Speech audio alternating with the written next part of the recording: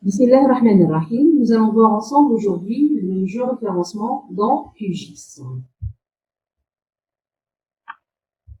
Donc, pour ce faire, vous allez ouvrir un fichier raster déjà existant. Donc, on met ajouter une couche raster.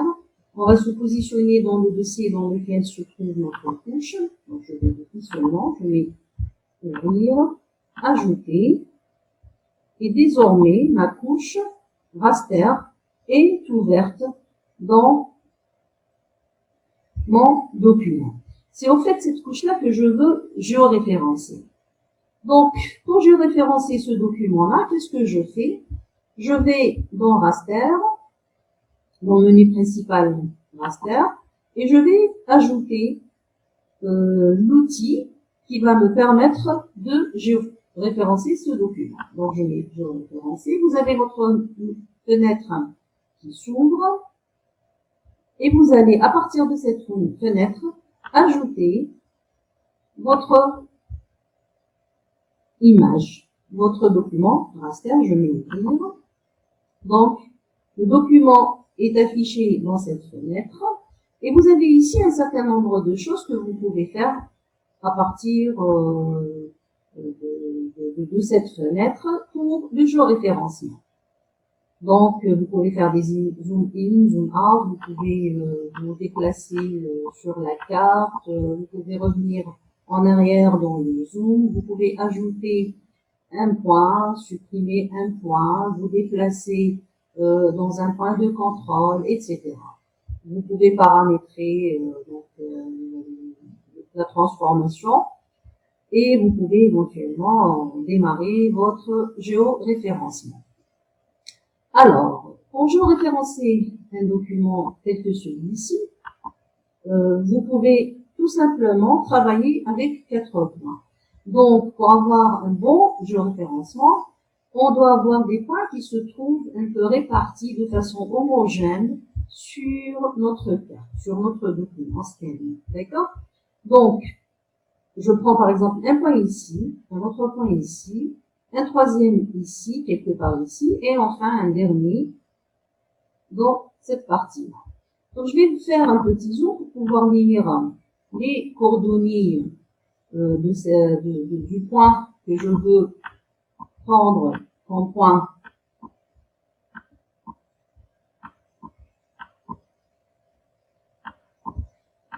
de géoréférencement, par rapport au géoréférencement. Donc, je vais prendre, par exemple, le point qui se trouve ici. Alors, je vais lire les coordonnées en X et les coordonnées en Y. Alors, je vais positionner donc, je vais choisir le bouton ajouter point et je vais positionner ici au milieu de cette intersection. Alors, vous avez une petite boîte de dialogue qui va s'afficher, qui va vous permettre d'introduire vos points. Donc, qu'est-ce que je fais? Je vais écrire mes valeurs ici. Et je vais écrire aussi la valeur en Y. Donc, c'est 38, 56,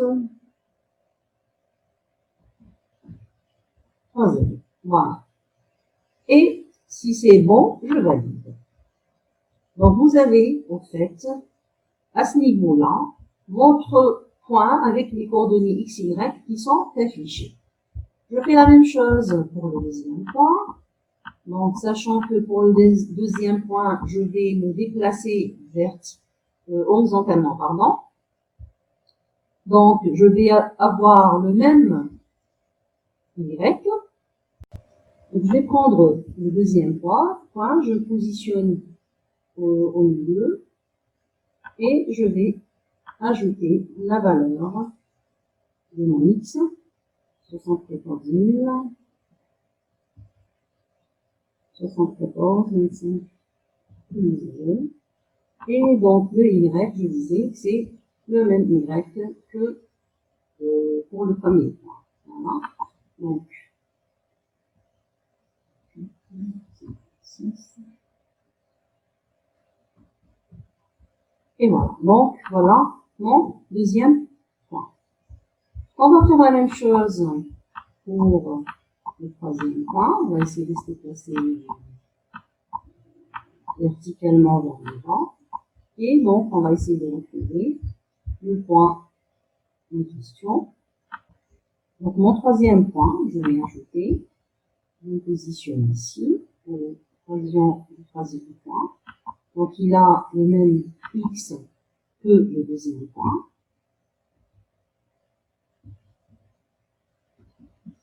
Et il a un Y, j'ai déjà relevé, donc 38 53, 500. Voilà. Donc ça, c'est mon troisième point. Et je valide cette valeur. Voilà. Et ainsi de suite, jusqu'à ce qu'on ait terminé les points à repérer. Donc, je vais vers le quatrième. Donc, mon quatrième point, il va avoir le X1 et le Y journée.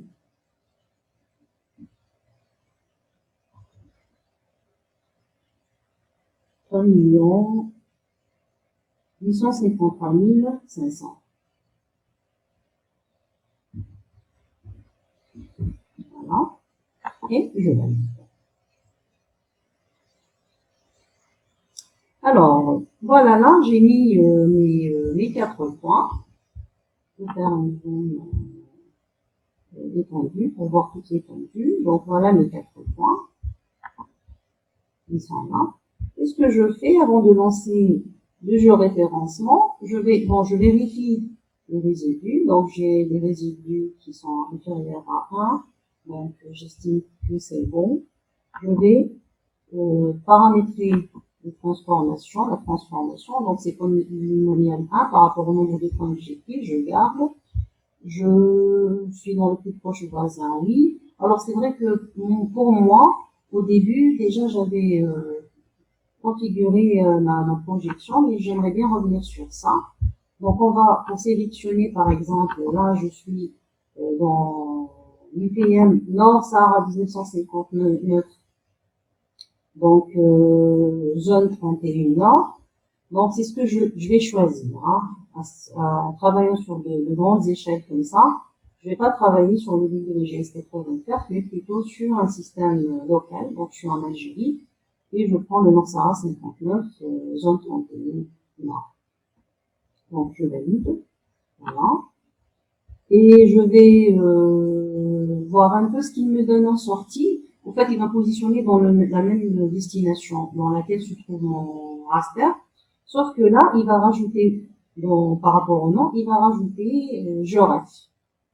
Donc, quand vous voyez GeoRef, ça veut dire que votre document travaillé sous QGIS, il est géoréférencé déjà dans QGIS. Et je veux sauvegarder ces points de contrôle. Donc, je vais les sauvegarder. Je vais enregistrer les points de contrôle. Je les garde. Et je veux charger aussi mon travail dans QGIS. Voilà. Donc là, c'est la configuration, le paramétrage de la transformation. Je valide. Voilà. Et je vais lancer maintenant, soit à partir d'ici, soit à partir de fichier. Donc, je vais débuter le géoréférencement. Et voilà, il est en train de travailler ce géoréférencement que j'ai préparé.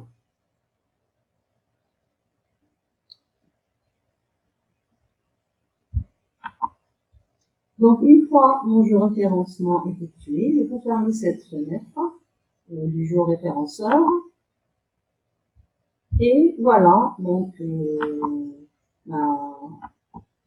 mon raster qui s'affiche, donc je zoome sur la touche, qui s'affiche sur mon espace de travail au niveau du QGIS. Maintenant, regardez, quand je me déplace sur ma carte, regardez ce qui se passe ici. Donc, je suis dans les coordonnées de la zone, en fait, sur laquelle je travaille de ma carte. Voilà. Maintenant, juste pour une petite vérification, qu'est-ce que je fais? Je vais prendre dans une image Google Satellite qui est déjà géoréférencée et je vais voir ce que ça va donner. Cela va donner, donc, je valide. Et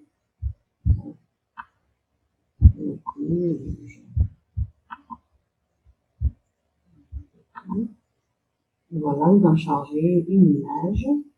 Je vais juste la mettre en deuxième position par rapport à ma carte, à mon document raster scanné. Donc ça c'est un plan en fait.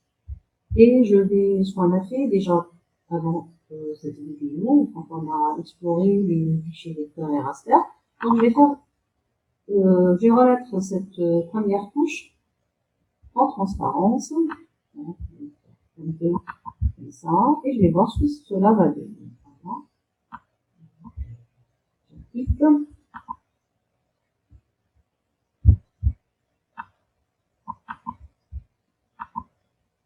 Voilà.